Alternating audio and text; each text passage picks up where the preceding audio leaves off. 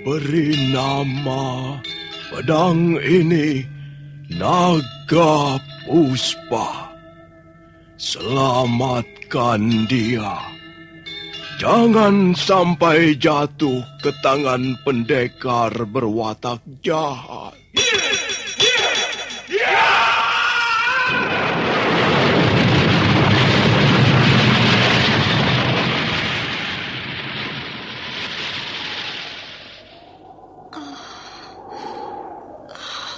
Kakang Kamandanu, kau masih juga tidak percaya bahwa aku mencintaimu. Mesin, maafkan aku, Mesin. Mesin. Mesin!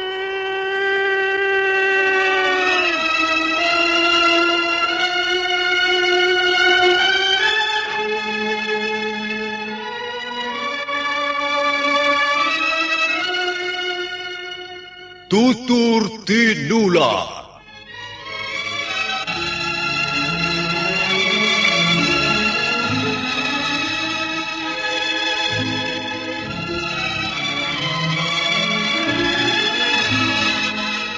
Sebuah sandiwara radio serial, produksi Sanggar Cerita dan Teater Sanggar Prativi. Sebuah kisah dengan latar belakang sejarah runtuhnya Singasari dan berdirinya Kerajaan Majapahit.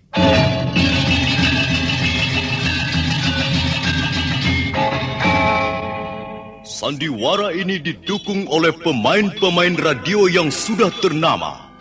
Ferry Fadli, Ivone Rose, dan Eli Ermawati.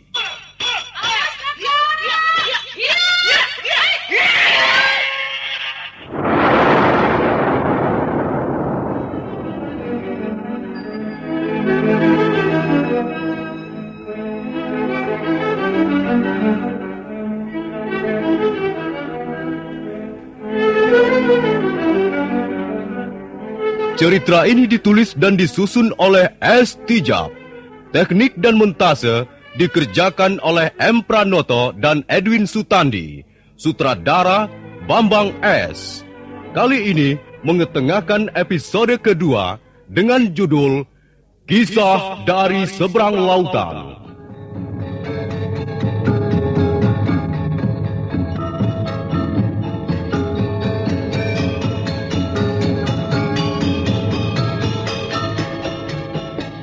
Dalam seri yang ke-32 ini didukung oleh para pemain.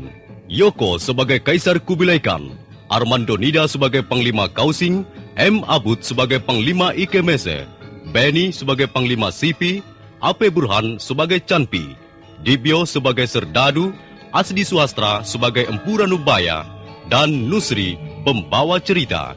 Selamat menikmati.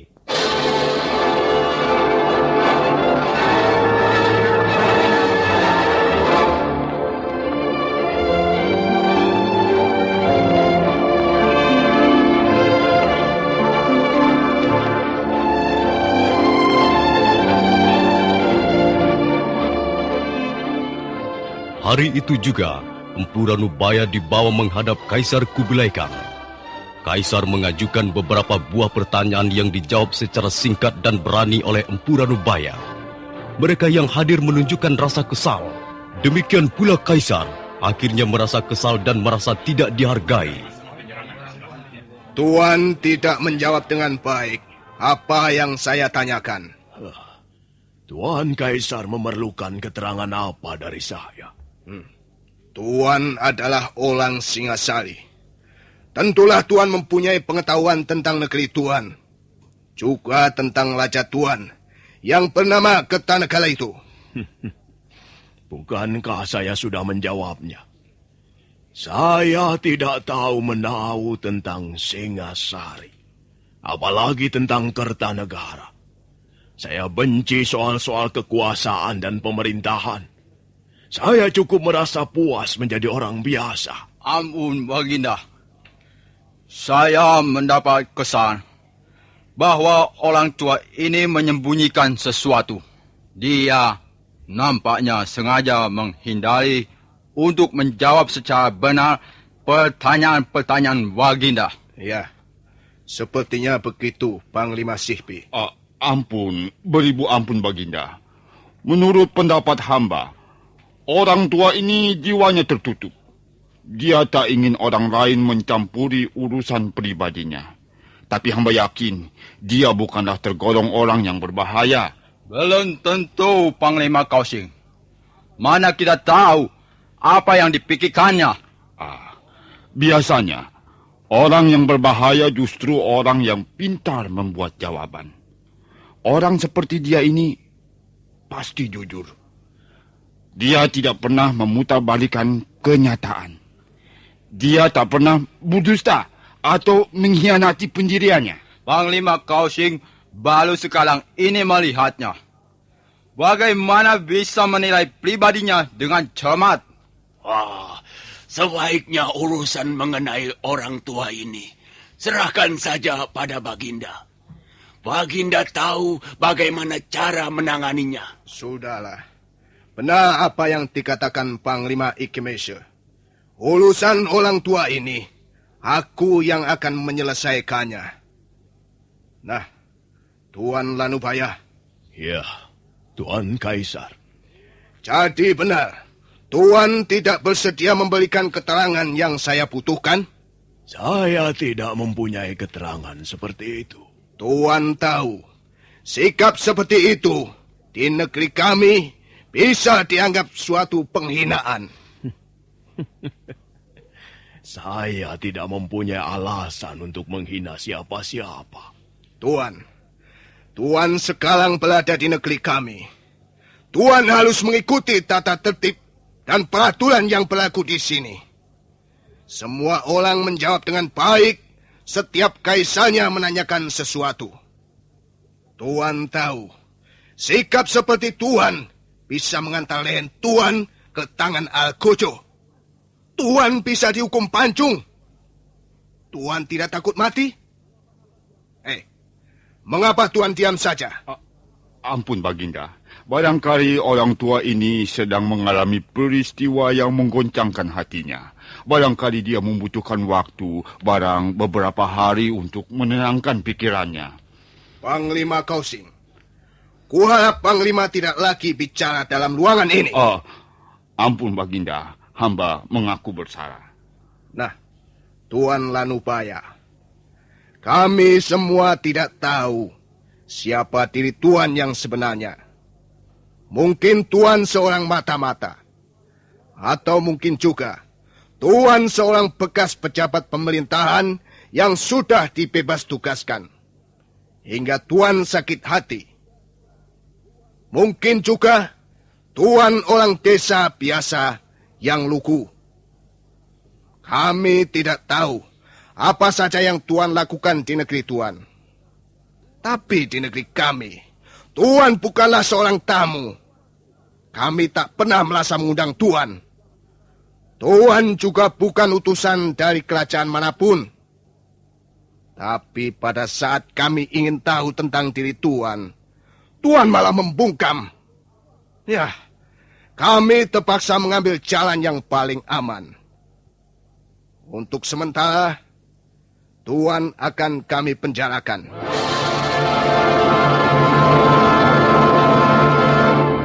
Demikianlah nasib Empu Ranubaya. 4 orang prajurit Mongolia segera mengiringnya ke penjara.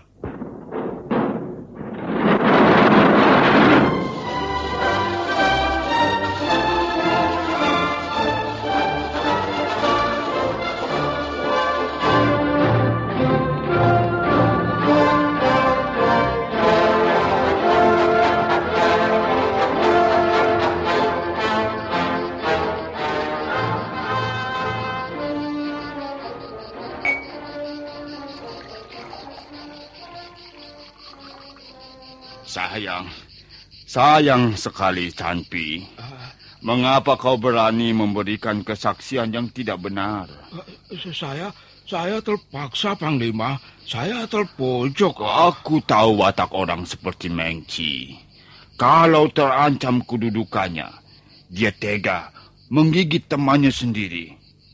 Dulu, hal seperti itu pernah juga terjadi. Nyawa seorang prajurit menjadi korban gara-gara fitnahan Mengci. Tapi Panglima Sipi melindunginya hingga dia selamat dari ancaman hukuman. Dia memang kesayangan Panglima Sipi? Ya, itu sudah menjadi rahasia umum. Saya menyesal sekali telah membenarkan keterangan Mengci, tapi sekarang saya merasa tidak tenang. Saya selalu teringat peristiwa kematian Wong Chao yang menyedihkan. Wong Chao sudah lama saya kenal, sejak sebelum pindah ke Kesatuan Berkuda. Saya tak bisa membayangkan bagaimana penderitaan keluarganya, anak-anaknya. Ya, memang semula saya yang melaporkan perihal Wong Chao. Tapi saya tidak menduga sama sekali Mengci akan berbuat sebrutal itu. Dia langsung menikam Wong Chao yang dipegang dua awak perahu lainnya. Panglima, apakah kesaksian saya tidak bisa diloba lagi? Saya benar-benar merasa sangat berdosa pada Wong Chao dan keluarganya. Maksudmu? Dalam pertemuan berikutnya di depan Kaisar nanti, saya akan meluluskan kesaksian saya mengenai kematian Wong Chao. Itu tidak bisa kau lakukan, Campi. Kaisar tidak akan percaya. Justru hal itu bisa menyeretmu ke dalam kesulitan. Kau bisa dianggap mempermainkan Kaisar. Lalu bagaimana menurut pendapat Panglima Kaohsing? Apa yang bisa saya lakukan untuk menebus dosa-dosa saya? Persoalan Wong Chao agaknya tidak bisa dikutik-kutik lagi. Justru sekarang ini aku sedang memikirkan Mengci yang sudah akan meminta korban lagi. Pak Tua itu maksud Panglima? Ya, kulihat akhir-akhir ini Mengci mendekati Panglima Sipi. Kalau tidak salah, dia juga menempatkan beberapa orang prajurit di penjara, di mana orang itu ditahan. Mengci memang sangat membenci Pak Tua itu. Dia malah sekali waktu pedangnya putus menjadi dua gara-gara ulah Pak Tua itu. Tunggu sebentar. Kau pernah berkata bahwa orang Singgasari itu mempunyai keahlian. Itu keahlian apa? Keahlian di bidang pembuatan senjata, Tuan Panglima. Kau lihat sendiri bahwa dia ahli membuat senjata? Iya, Panglima. Bahkan saya hampir-hampir tidak percaya pada penglihatan saya sendiri. Saya kira orang tua itu bermain-main dengan ilmu sihir. Tapi ternyata tidak. Dia memang menguasai benar dalam hal pembuatan senjata. Mengapa Panglima Kaohsing bertanya soal itu? Aku tidak ingin melihat orang tua itu jadi korban fitnah Mengci lagi. Dari semula memang aku tidak percaya bahwa orang seperti itu mata-mata. Dan ternyata pendapatku itu benar. Semua itu karena ulah Mengci. Dia membawa orang tua itu kemari karena dua alasan. Pertama, demi membalas dendam sakit hatinya pada Kertanegara.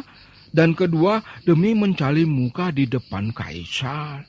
Oleh karena itu, kita harus menolong orang tua yang tidak bersalah ini. Tapi, apakah itu mungkin, Panglima?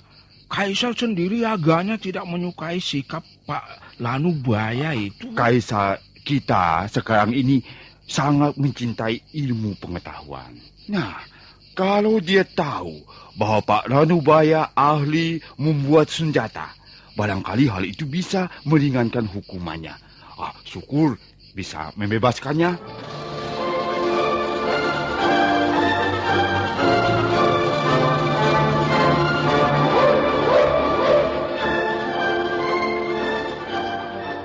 Keesokan harinya, Panglima Kaohsing mengunjungi Empu Ranubaya di ruang tahanannya. Tapi dua orang serdadu menghadang jalannya. Maaf, Panglima. Akan kemanakah Panglima? Aku mau melihat tawanan orang Singgasari itu. Mana tempatnya? Apakah Panglima membawa surat? Surat apa? Aku tidak membutuhkan surat. Hanya untuk melihat orang tawanan. Kau jangan macam-macam, prajurit. Ayo minggir. Tapi kami diberi tugas menjaga tawanan itu. Siapa yang menugaskanmu? Panglima Sipi. Apa bedanya Panglima Sipi dan aku? Aku juga punya hak melihat para tawanan yang ada dalam penjara. Minggir kataku. Dan tunjukkan di mana ruangan orang Singgasari itu. Tapi Tuan Panglima... tapi... Kau tidak usah takut. Kau ada pertanyaan dari Panglima Sipi, aku yang menjawab. Baik Panglima. Mari, akan saya tunjukkan.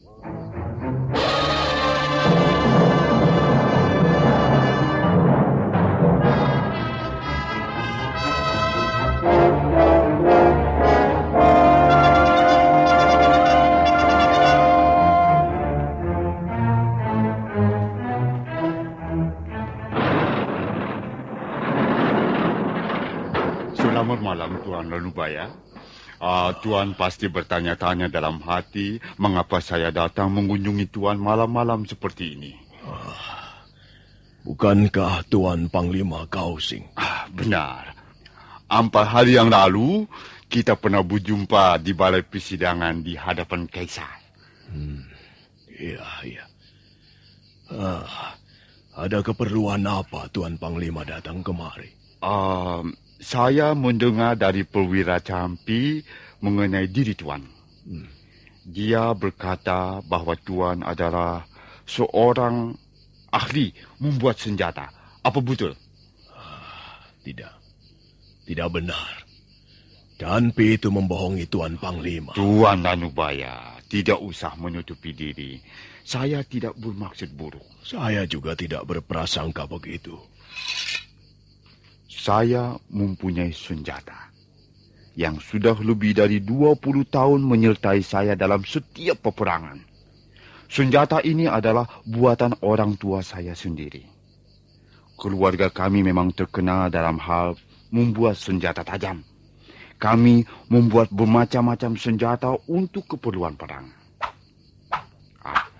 Bagaimana pendapat Tuan Ranubaya mengenai senjata saya ini? Boleh saya lihat, Tuan Panglima? Silahkan.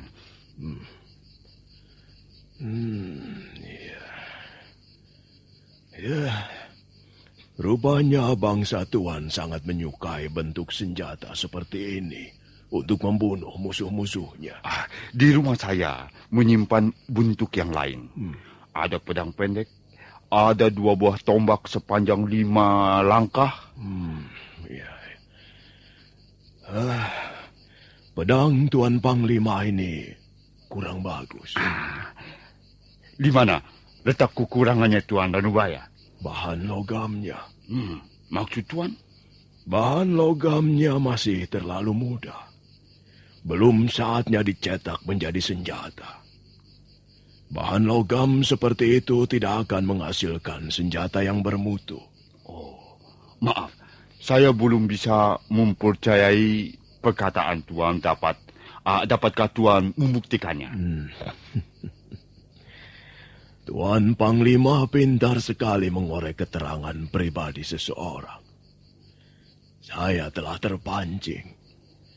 Tapi saya lihat Tuan adalah orang yang jujur. Karena itu baiklah, saya akan membuktikan perkataan saya. Mengci pernah menyaksikan sendiri bagaimana tajamnya pisau kecil ini. Dan sekarang Tuan Panglima akan melihatnya juga. Empu Ranubaya mengeluarkan pisau kecilnya. Kemudian dia duduk bersila. Panglima Kausing melihat orang tua itu duduk bersila. Tangan kirinya menggenggam pedang, sedang tangan kanannya memegang pisau kecil. Maaf. Saya akan menuliskan nama Tuan Panglima di atas pedang ini. Tuan tidak keberatan. Tuan bisa melakukan itu? Pedang itu keras sekali, Tuan. Bahan logamnya digali dari lembah kuil Pinsan. Senjata milik keluarga Kaisar Genghis Khan pun mengambil bahan logam dari tempat yang sama. Kalau Tuan mengizinkannya, saya akan segera menulis. Iya. Silakan Tuan. Tapi mana mungkin Tuan bisa mencederai pedang itu? Empu Ranubaya lalu menarik nafas 3 kali. Badannya seketika menjadi bergetar.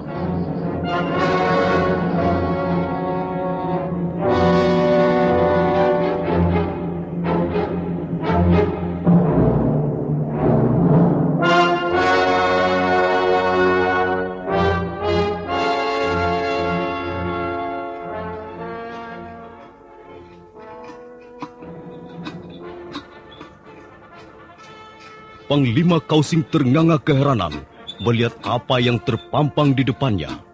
Karena kurang yakin, dia pun melangkah lebih dekat. Dan nampak jelas tangan Empu Ranubaya yang bergetar menuliskan huruf-huruf namanya di atas pedang miliknya. Asap mengepul dan menyebarkan bau logam yang amat keras. Setiap ujung keris Empu Ranubaya menggores pedang.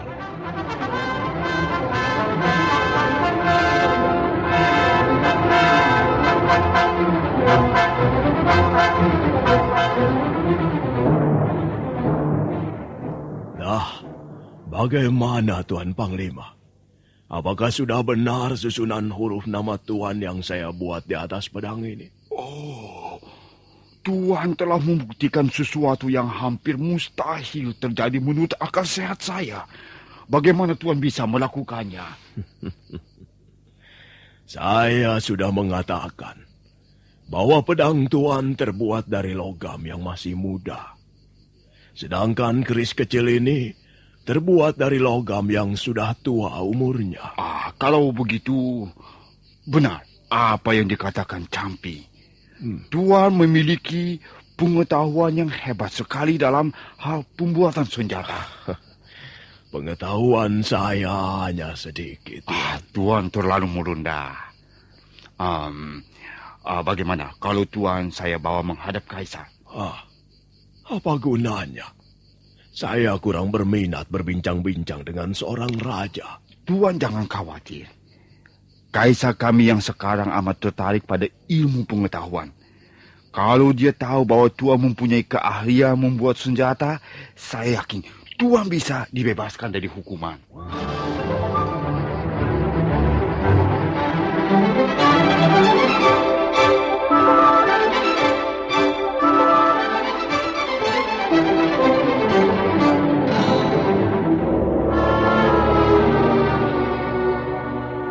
Ada apa lagi, Panglima Kausing?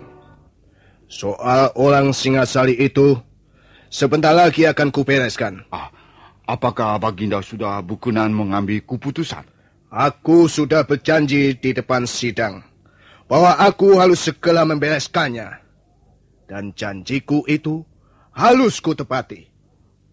Apa yang akan Baginda putuskan terhadap orang tua itu? Bolehkah hamba mengetahuinya? Kukira saran dari Panglima Sihpi cukup baik. Kita memang harus membalas tindakan pemerintah Singasali. Dan satu-satunya jalan untuk membalas ialah dengan membenggal kepala orang itu, memasukkannya ke dalam peti, dan mengirimkannya kepada Kertanegara disertai surat ancaman perang.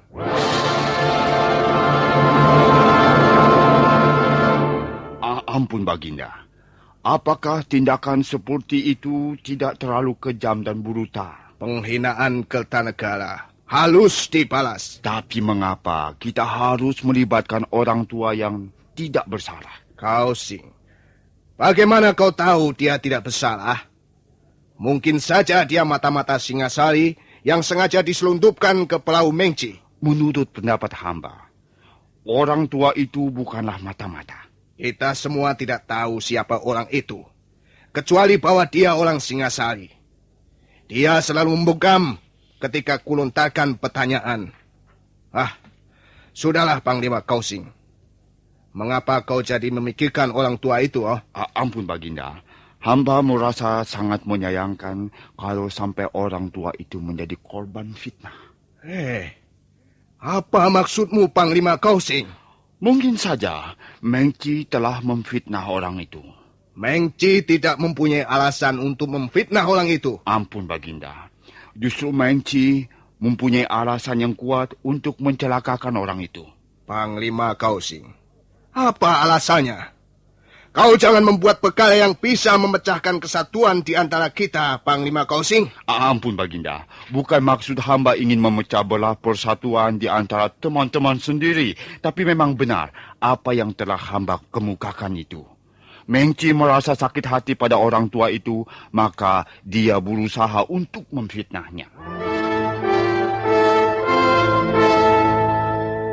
Kaisar Kublai Khan menatap tajam ke arah Panglima Kausing. Nampak ada sesuatu yang menjadikannya tanda tanya di hatinya. Panglima Kausing adalah salah satu di antara ketiga orang kepercayaannya. Kemudian dia menyentakkan jubah kekaisarannya sebelum beranjak mendekati Panglima Kausing yang masih berlutut di hadapannya. Nah, para pendengar sekalian, bagaimana kisah selanjutnya? Silakan mengikuti seri berikutnya. Sampai jumpa.